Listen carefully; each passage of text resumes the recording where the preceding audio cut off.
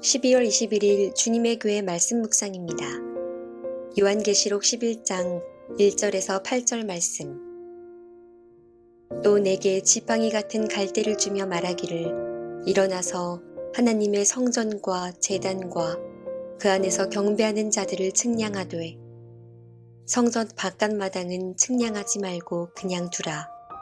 이것은 이방인에게 주었은즉 그들이 거룩한 성을 42달 동안 짓밟으리라. 내가 나의 두 증인에게 권세를 주리니 그들이 굵은 베옷을 입고 1260일을 예언하리라. 그들은 이 땅의 주 앞에 서 있는 두 감람나무와 두 촛대니 만일 누구든지 그들을 해하고자 하면 그들의 입에서 불이 나와서 그들의 원수를 삼켜버릴 것이요 누구든지 그들을 해하고자 하면 반드시 그와 같이 죽임을 당하리라. 그들이 권능을 가지고 하늘을 닫아 그 예언을 하는 날 동안 비가 오지 못하게 하고 또 권능을 가지고 물을 피로 변하게 하고 아무 때든지 원하는 대로 여러 가지 재앙으로 땅을 치리로다. 그들이 그 증언을 마칠 때에 무적행으로부터 올라오는 짐승이 그들과 더불어 전쟁을 일으켜 그들을 이기고 그들을 죽일 터인즉 그들의 시체가 큰 성길에 있으리니 그 성은 영적으로 하면 소돔이라고도 하고 애굽이라고도 하니 곧 그들의 주께서 십자가에 못 박히신 곳이라. 샬롬. 오늘도 말씀과 함께 동행하는 귀한 성도님들을 주님의 이름으로 축복하고 또 환영합니다. 하나님의 말씀은 살아있음을 믿습니다. 오늘도 그 말씀이 살아 역사하시며 내 생각과 행동, 내 마음의 깊은 동기까지 선하고 아름다운 모습으로 변화시키는 줄로 믿습니다. 이제 성탄절이 얼마 남지 않았습니다. 주님께서 이 땅에 오신 놀라운 사건을 기념하고 감사하고 또 감격하는 이번 한 주가 되시길 주님의 이름으로 축복합니다. 이 마음으로 성탄절을 기다리며 매일 한 구절 묵상, 오늘도 함께 진행하겠습니다. 오늘 말씀은 빌립보서 1장 11절 말씀입니다. 제가 먼저 읽고 여러분들이 함께 따라서 읽어보시면 좋겠는데요. 제가 먼저 읽겠습니다. 예수 그리스도로 말미암아 의의 열매가 가득하여 하나님의 영광과 찬송이 되기를 원하노라. 다시 한번 우리 이 말씀을 마음속에 새겨볼까요? 같이 읽어보겠습니다. 예수 그리스도로 말미암아 의의 열매가 가득하여 하나님의 영광과 찬송이 되기를 원하노라. 아멘. 빌립보서 1장 11절 말씀입니다. 이 말씀이 저와 여러분들의 평생의 고백이 되기를 원합니다. 이 땅을 살아가는 우리의 삶에 세상의 열매, 욕심의 열매, 탐욕의 열매, 정욕의 열매가 맺히는 것이 아니라 오늘 말씀처럼 예수 그리스도로 말미암은 의의 열매, 선한 열매들이 가득 맺혀지기를 간절히 소망합니다. 예수 그리스도께서 우리의 뿌리가 되시니 우리는 그분의 가지요, 그분의 열매를 맺는 것입니다. 이 사실을 기억하며 오늘 하루도 예수 그리스도 말미암아 사랑과 공의, 정직과 진실된 의의 열매가 맺혀지기를 주님의 이름으로 다시 한번 축복합니다.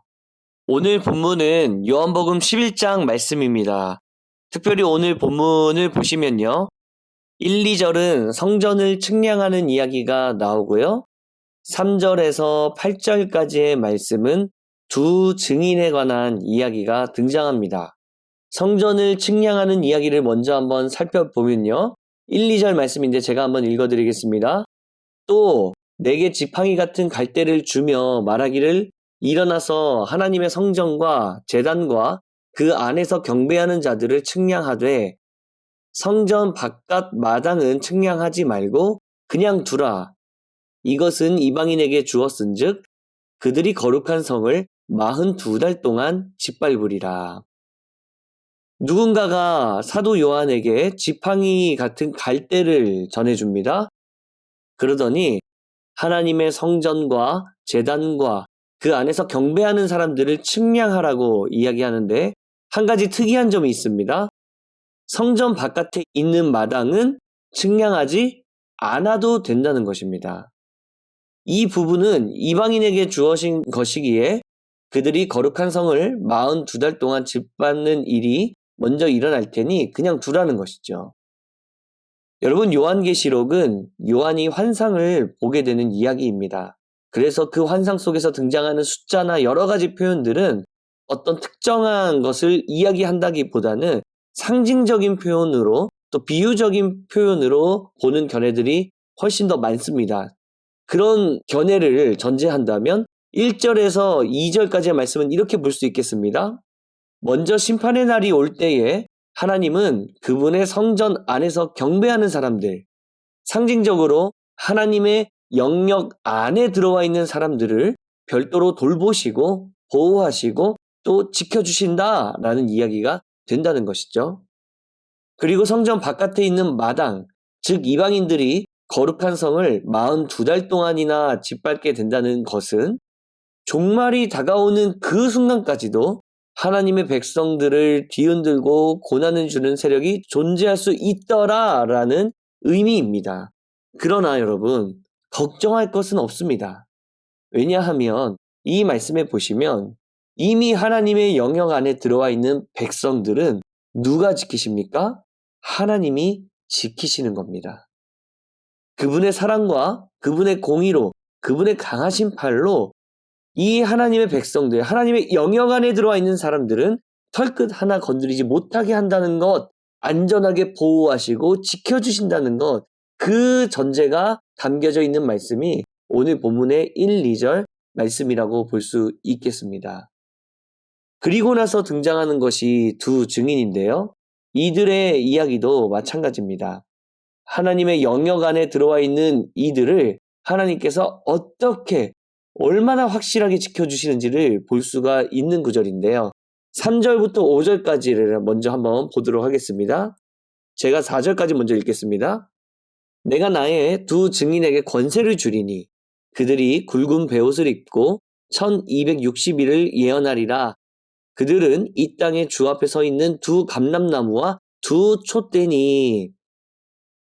3절 말씀에 보면 두 증인이 권세를 받게 됩니다. 그리고 그들은 1260일 동안 예언을 하게 되죠. 그들이 누군가 하니 여기서도 비유로 이야기하죠. 두 감람나무와 두 촛대라고 설명하고 있습니다.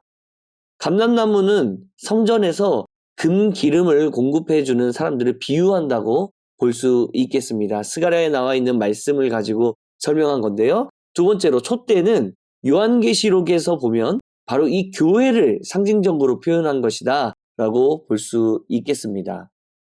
즉 정리하자면 두 증인은요, 그들이 감당해야 하는 사역들이 만만치 않고 특별히 이 종말의 때에 말씀을 선포해야 하는 이 쉽지 않은 사명을 감당하는 사람들이다라는 것입니다. 하나님의 말씀을 부인하는 세대 아닙니까? 하나님의 능력을 거부하는 종말이 아닙니까? 그렇게 종말이 다가올수록 하나님을 인정하지 않는 사람들 앞에서도 그 앞에서도 하나님의 말씀을 선포해야 하는 것이 바로 이 두 증인의 역할이었다는 것이죠. 어쩌면 너무나도 위험한 상황들이 연출될 수도 있고 종말이 다가올수록 상상하지 못할 핍박이 다가올 수도 있을지 모르겠습니다. 그럼에도 불구하고 두 증인은 이 사명을 감당해야 하는 사명자들이었던 것입니다. 하지만 이 두 증인 또한 걱정할 것이 없습니다.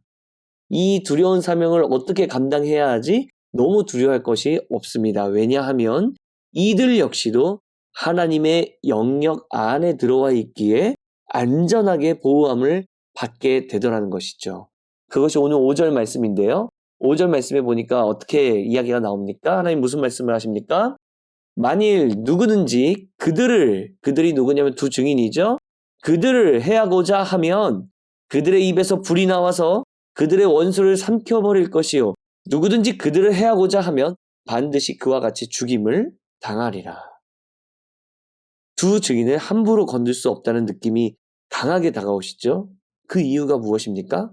이들은 하나님의 영역 안에서 보호함을 받고 있기 때문입니다.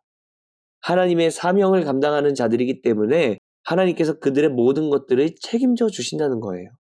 그들은 독자적으로 본인들의 일들을 행하는 것이 아니라 하나님의 일을 하는 사람들이기 때문에 하나님께서 강한 손으로 지켜주신다라는 것입니다. 사랑하는 성도 여러분, 오늘 이 말씀을 우리들의 삶에 적용해 보기를 원합니다. 딱 한 가지만 저와 여러분들, 우리 영혼 가운데 스스로에게 물어보면 됩니다. 나는 오늘 하나님의 영역 안에서 살아가고 있는가? 바로 이 질문입니다. 교회를 얼마나 다녔고, 얼마만큼 신앙생활을 해왔고, 내가 얼마만큼 많은 것들을 하고 있느냐? 그 질문을 하는 것이 아닙니다. 내 영혼은 오늘 나는 지금 진실로 하나님의 영역 안에 들어가 있는가? 요한복음 15장 5절에 보면 이런 말씀이 있습니다. 저와 여러분들이 잘 아는 말씀인데요. 나는 포도나무요, 너희는 가지라. 그가 내 안에, 내가 그 안에 거하면 사람이 열매를 많이 맺나니 나를 떠나서는 너희가 아무것도 할 수 없음이라. 그러면서 등장하는 말씀이요. 너희가 내 안에 거하고 내 말이 너희 안에 거하면 무엇이든지 원하는 대로 구하라. 그리하면 이루리라. 사랑하는 성도 여러분, 그분 안에 거한다는 것, 우리가 주님 안에 거한다는 것은 우리의 영혼이 그분께 연결되어 있다는 것을 말합니다. 주님이 우리 안에 거하신다는 이야기는 우리 마음 가운데 주님의 말씀이 살아 숨쉬고 있다는 것입니다. 주님의 그 말씀이, 그 명령이, 그 생명의 말씀이 오늘도 내 삶의 기준이요, 행동의 근거요, 생각의 척도가 되는 것을 의미한다는 것입니다.